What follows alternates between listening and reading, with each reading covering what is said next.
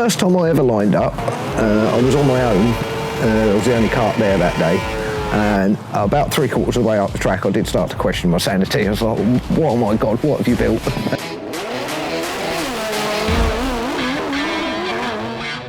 Hello, my name's George, and I've built this drag kart.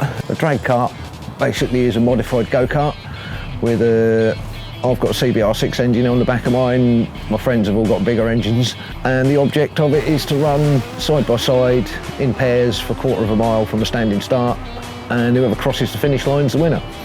Which sounds very easy, but there's a lot more to it when you actually get into it. Basically, it used to have a little 125 Villiers 2-stroke on it when I bought it. I cut the front half off and used that for the front half of here, and fabricated the rear chassis out of steel tubing and put a Honda CBR 600 motorbike engine in it, which has got a nitrous oxide system on it as well that gives it an extra 25 horsepower more than standard.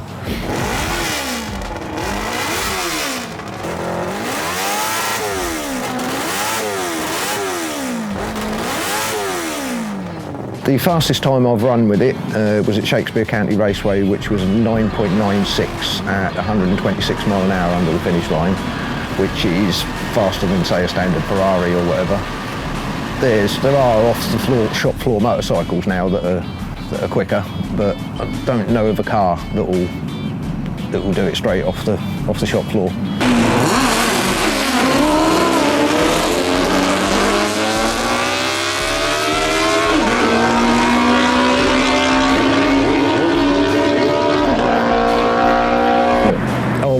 Racing karts with a friend. We got sick of how highly strung the little racing engines were and how much rebuilding you had to do and the like, so we decided to put a bike engine on so it'd be much more reliable.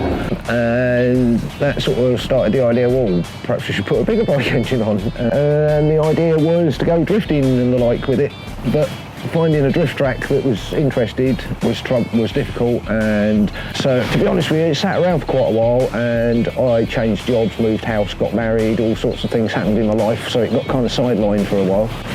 And I thought I'll take it to Santa Pod and at least give it one run, and I'll probably just sell it. And I went up to Santa Pod, and Scott was there racing his, and he'd just started a club for drag karts because he'd been kicked out of the Run What You Run challenge because his kart was faster than the cars, and the guy said, yeah, you're great, Scott, but you're winning it too much, off you go and start your own class. So I joined then, and at the time there was I think it was about 15 of us. I was originally DK12 because I was the 12th person to join. Alright, well, the first time I ever lined up, I was on my own. I was the only kart there that day, and about 3/4 of the way up the track I did start to question my sanity. I was like, oh my God, what have you built? And took it back to the pits and got off talking in fast forward and calmed down a bit. Well, yeah, I can do better than that, I can go quicker than that, and went out and did it again, and basically it becomes addictive. After I'd met Scott and he told me about the club, he contacted me online and he said, we're all going out to this other meeting and there's a guy with another CBR 600 engine kart that's coming, would you like to come and race him? And I thought, would I? So when I was building it in the shed, it never entered my head that I'd be sitting on the start line at Santa Pod with a guy that had done the same thing in the other lane. And once you're racing your buddies, it's a whole different ball game, especially if you've got someone that is very close to your time. It's going to go down to how you drive it on the actual run as to who wins. And yeah, I like that. I'll get a kick out of that.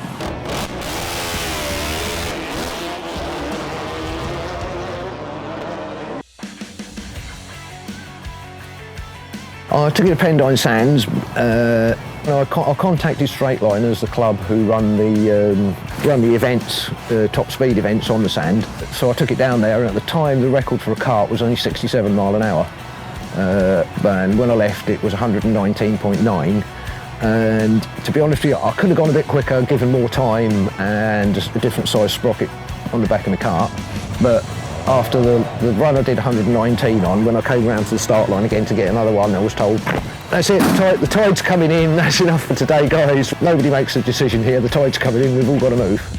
And it was a sort of a mental, personal thing about how fast I could push myself to go. The kart had plenty more reft in it. It's capable of a lot more than 120 mile an hour, but that's as fast as I could make it go that day on the sand. Yeah, there was, when you're on the sand and the world's just hurtling by, there was a moment where it almost went into black and white, if you know what I mean. It was just, you felt there, if you know what I mean. You felt you were properly at Pendine. You weren't just standing on the beach, you were actually attempting a record yourself. Obviously, you're still focused 100% on what you're doing, but the run was long enough to have time to think about it, and I just felt like I'm at Pendine in something I've built myself. You know what I mean? Pendine's a place I've got a bit of respect for, and yeah, I went away feeling like I'd achieved something. Now the season's over, it's time to disappear into the shed again and start fiddling with the nitrous and come up hopefully a little bit faster next year.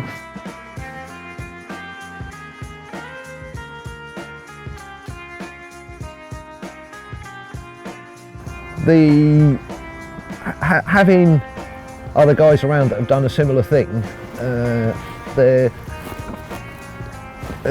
don't know, it's that's the phrase I'm looking for, I've lost for words here, mate. Like amongst my friends, I'm the maddest, if you know what I mean, for building stuff. Right? When I went up there, suddenly there's people that are doing much more ambitious things than me, and I'm like, I like this, I'm going to fit in with these guys. And the camaraderie in the club is great, everybody gets on really well. Having someone in the other lane to race is just makes the whole thing so much better. Like I say, in the pits everybody helps each other. When we go away for weekends, we'll all camp up there for the weekend. I mean, Santa Pod was a complete washout this year, but like most of the time in the summer we'll have a bonfire at night and everyone sits around in it having a drink and a chat and, you know, just reminiscing about the day. And everyone you meet's in a good mood. Everybody you meet you get on with. You know what I mean? There's people, everyone's interested in what you're doing. There's other people doing really interesting things that you're interested in. And yeah, it's a really good community and something I'm glad to be part of, to be honest.